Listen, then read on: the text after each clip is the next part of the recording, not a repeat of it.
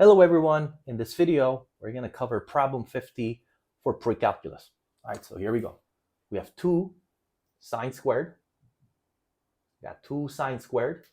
and minus sine x, okay, and we're subtracting this with 1 equaling 0 for x staying where? In between 0 and 360, okay?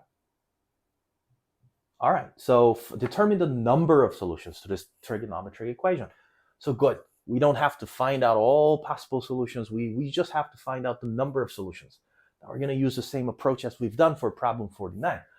For step number 1, we're just going to substitute sine x into another variable. We would like to call it as k or t, but in this case, we're just going to call it as t. Because normally people call it as t substitution, not k substitution. Right, so step 1. So here we go. If sine x becomes t, well then we get 2t squared minus t minus 1 equaling 0. Now you can check that becomes 2t, and we have extra t, and we have negative 1, and we have positive 1. So you know that becomes 2t plus 1 times t minus 1, right?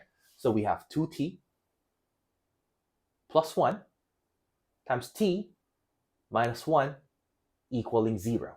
All right, so we have this quadratic equation. We know that t is supposed to be negative 1/2, and at the same time t is supposed to be 1.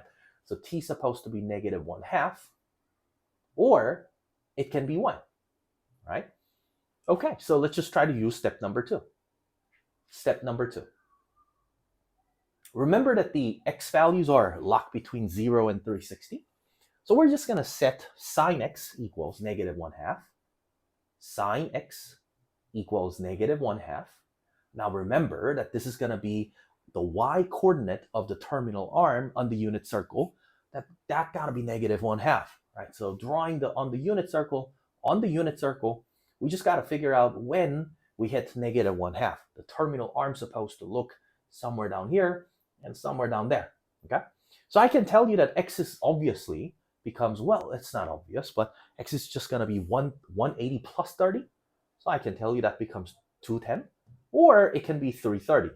We're just subtracting 30 degrees from 360, or we're going clockwise direction rotation, like after one full counterclockwise rotations. So we get just 2 solutions. But what about sine x equals, and by the way, that's the only possible solutions from our given restricted range of x's, as you can check for this one. Now, that was the first idea that we could have done. And what about step 2, the second part, which is going to be sine x equaling 1. So when would we have sine x equals 1?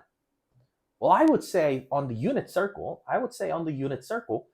we're looking for the y coordinate that becomes 1, and there's only one possibility: when the terminal arm hits 90 degrees, or the terminal arm hits the y-intercept, one of the y-intercept, the positive one. So you can tell that becomes 90. So I can tell you that x equals just 90. And there's nothing else.